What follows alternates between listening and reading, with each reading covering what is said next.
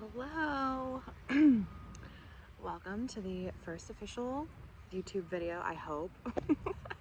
I have tried to record this. This is my fourth time trying to record this, and I get to a certain point and then my phone's like, you don't have enough storage. So I had to clear away a lot of things in order to be able to be here, and I'm so thankful. Let's see what the cards have to say this time, honey. How are you? What's going on in your life? I hope all is well. It is a beautiful day here today, and I'm just embracing the day, embracing change. I'm living my day every day like my dream day.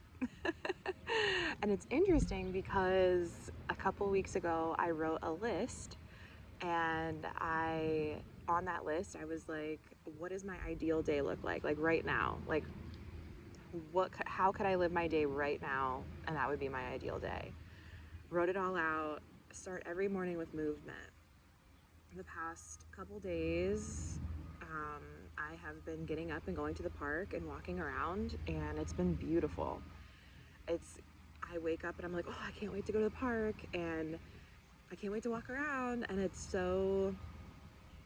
love it. And I come home and I make myself breakfast, and I dance around my kitchen, and I talk to friends, and I do some business stuff, and I'm the perfect day every day, and I couldn't be more blessed, honestly. So clean it up. That's so funny. Clean it up.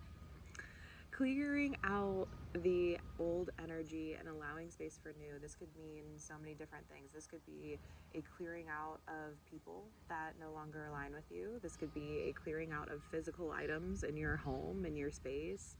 I know I have a lot of work to do on that coming up here soon, so I'm really excited. I actually just had a dream last night about me switching my living room to my other space, and I'm like, oh, how would this work and how would this look? And it's exciting. So I don't know if that's what I'll do, but the option is there, and I'm so excited for it. So this is also too, you can see I think that's a deer. If it's not a deer, it's an elk. So either way. And this deer is, oh my gosh, that's so funny. I thought it was a rose, but it's really just like a feather duster. So there's just a lot of dusting off to do. I'm seeing you cleaning your crystals, charging your crystals too. That could be really important for energy work and what you do. So just make sure that you are cleansing them, clearing them, that kind of thing. Poised. Poised. I feel like this is a card about opening up that heart space, allowing to receive, allowing to hold what you can hold. And I had a channel yesterday that ended up getting deleted that was kind of about when you are receiving blessings, sometimes the blessings are just for you. They're not for everybody else. They're not for you to give away to someone else also. And I just feel like that's really important to say. Like sometimes when we get these blessings, we immediately want to like give them to other people, and that's so amazing, but it's like, how are you filling up your cup? Like I know that I really focus on respect in my relationships, and I find it difficult to respect someone that just gives away everything they have, but they don't take care of themselves. And it makes me feel guilty for accepting certain things because I know that they aren't in a giving space, yet they're still continuing to give. And I feel like some of us think that that's like so admirable and you give so much, and it's really not. It's really a sign of you not feeling worthy of keeping things that are for you and really like being in your own blessings and then allowing your cup to overflow with. Instead, you're pouring from an empty cup, and the universe is trying to give you more so you can give more, and you just keep pouring it all out. So be mindful of the blessings that come your way and which ones to share and which ones that are just for you. Let's see what else we have here. Ooh, so we have 4 cards coming out here. We have Happy Happy, So this is a beautiful time of just being in your own energy. I'm seeing a very like unlocking of Kundalini energy. I was talking to someone recently too. I feel like some people naturally pull their energy from the ground up and they use their channel this way. But what does that look like when you use your channel the other way? Or if you're someone who is very intuitive, you're channeling this way more, how can you channel upwards and use the earth energy to flow into your chi? You know what I'm saying? Um, this is something like, I want to say like I'm seeing like a lightning strike too. So it's like this lightning strike and then like everything kind of changes in a good way. So I'm seeing like the star, the star card, and having that having that realization that you are being guided and you are the guide also. It's like you're being guided but you're also the guide. And it's just a very happy, very jovial time because you're able to balance that and you're able to see your blessings for what they are, release what is no longer for you, and you're just continuing to alchemize. All that glitter, all that glitter is gold. So there is some people that are around you that have some masks on and they're really good at it. They are really good at holding the mask. They're really good at making face, is what I'm hearing too. Really good at making face. So just make sure that who you are around is representative of who you want to become or where you're at right now. And not to say that people don't slip up or, you know, only hang around people that are worthy of you. Like, that's not what I'm saying. But I think it's important to categorize your people in a certain way, and that may sound like harsh, but you know, like I have friends where it's like they really bring out this like child energy in me and we get to have fun and we play, and I know that sometimes the conversation like we can't get in depth, and that's okay because I have so many other people in my life where we can get really in depth and we can bounce between laugh crying and cry laughing, and you know, and that joy and grief, and we bounce back and forth, and it's a beautiful thing. We have observer. So fox energy could be significant for you as well, which goes with the masks. So foxes are known for being very sly and very sneaky, and I think this could be people that you're around could be acting that way. Like you have something they want and they're like, ooh, how can I get a piece of that? Or I'm just gonna linger around to wait and see what you can offer me. And then, you know, and it's like, oh, well, we've been friends this whole time. No, you've been waiting for me to hit my potential, and now all of a sudden I have it, and now you want a piece of the pie, and you've just been, you know, slyly waiting, which is a compliment. You know, it's like, oh, you always knew that I was gonna glow up. Thank you. Thanks. Um, but still, too, it's people that are taking. And there's also a saying that I say a lot: be a compassionate observer and witness. Being a compassionate observer and witness to your thoughts, to your energy, to other people's energy, 100%. So we may not align with a lot of some people that are around us, but we still want to keep them in our lives. And I think it's just about creating those boundaries and having an understanding that we are just observing them.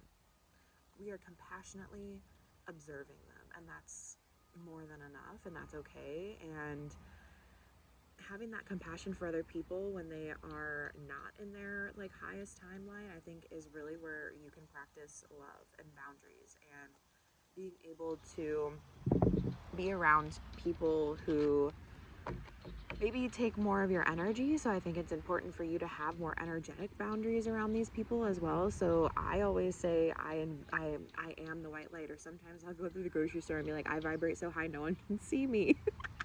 And it does work. It's crazy. I'll just be like, you know, going around and be like, oh, I need this and I need this, and it's really just in and out of the store in 10 minutes because I'm the only one there really. And it's so interesting. So being able to ground your own energy, very important for you. And then we have flexible. So it's important to be flexible with your time. It's important to be flexible with your plans, with your life, with your path. And it's like, it's one of those things where it's like, you can be so like headstrong and be like, I know what I want and I know how I'm going to get there and I know what this is going to look like, but then you aren't allowing for the magic to unfold, Or say this is a romantic gesture and you're just like, oh, like I have this checklist in my mind of like what this person looks like and what they can offer to my life and all of these things. And it's, it, we have to be flexible on that stuff because yes, people can hit the majority of those boxes, but if you're looking for someone to fulfill you, that's not love. You're avoiding the work that you need to do in order to find that fulfillment within yourself. This could also mean too that it's like being flexible on your path. I went to see Trevor Hall a couple weekends ago and it was amazing. And he was telling a story before he played his song and he was talking about finding your gust of wind and just being, oh, I'm just having crazy deja vu right now.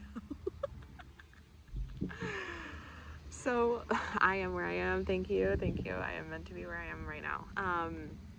And he was talking about finding your gust of wind, and sometimes we're on this path and we think the wind is blowing us in a certain direction, and then all of a sudden we just get this gust and it blows us into a different direction, and it's up to us to say, do we want to continue on course or do we want to maybe find an adventure and have something else to look forward to? So that can be really significant for you as well. I know that hit me because I'm waiting for my gust. I'm waiting for my gust of wind.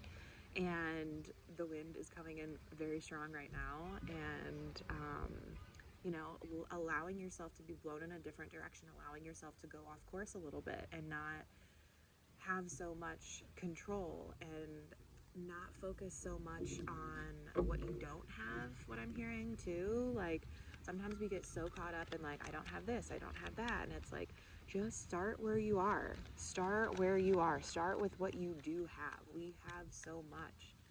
This reminds me of a meditation that I would use. I suffer from, well, I used to suffer. I have my moments, but I used to suffer very badly from anxiety.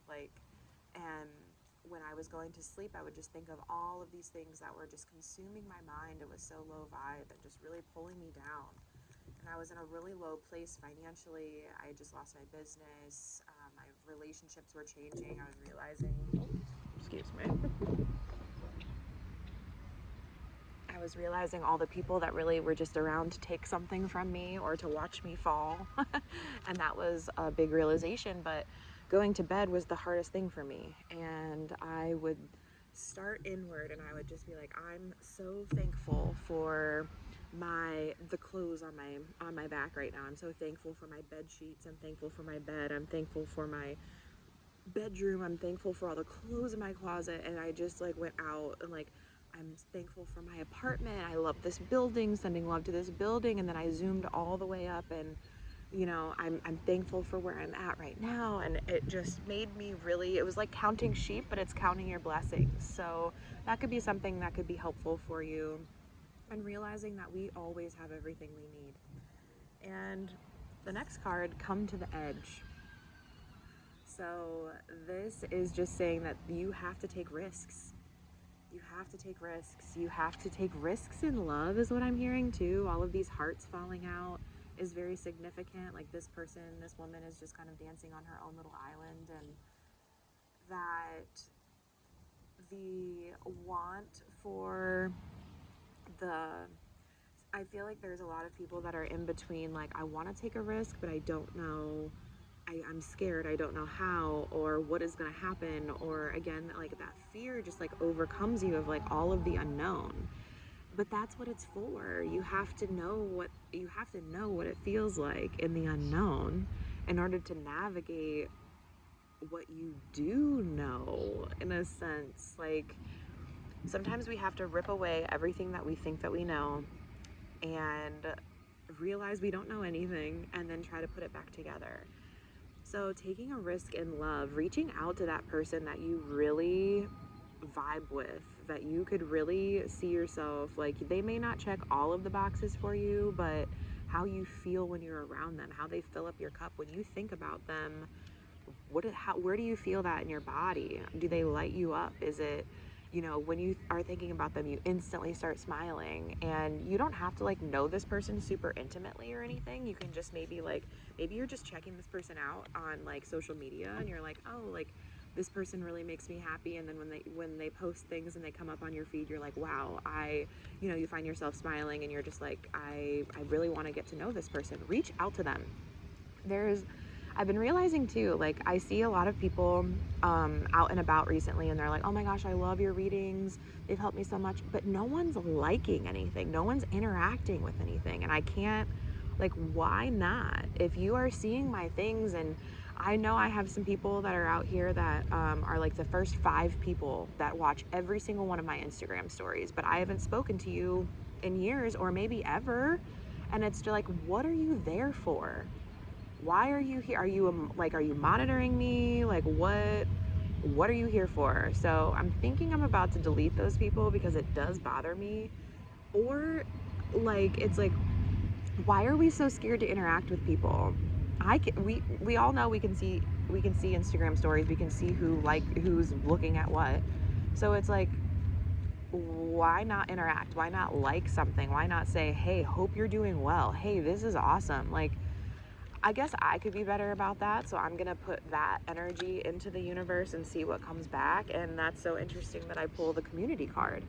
So the number 8 has been following me around everywhere. I just met this amazing mystic, the Mobile Mystic, if you want to check her out. I think it's the Mobile Mystic 888, but she is amazing. Her name's Shauna, and she gave me a wonderful reading. So shout out to Shauna for that. But 8s have been following around, and community is so important. And community is what's going to sustain us in the future. And creating smaller communities and allowing people to be themselves and kind of going back to the roots of things. This is also like you can see the giraffe. Like the giraffe is like meeting like the little baby giraffe, like where the baby's at. So it's kind of like, okay, sometimes we do have to like pull people up. We have to pull people up in our community. Are you pulling people up in your community? Whether that be your online community where you're like interacting with people, posting things, sharing stuff of what other people are doing to like give to their community. It's so important. And it's not always about, I keep wanting to say, like, it's not about like shaming someone into doing better. It's really about encouraging and uplifting people, and it's just by you being you. You do not have to do anything to people to make them change. Actually, the more that you push for that, the more pushback you'll get. And it's not like if you're trying to force someone to change, you're reiterating that they're not good enough right now. Does that make sense?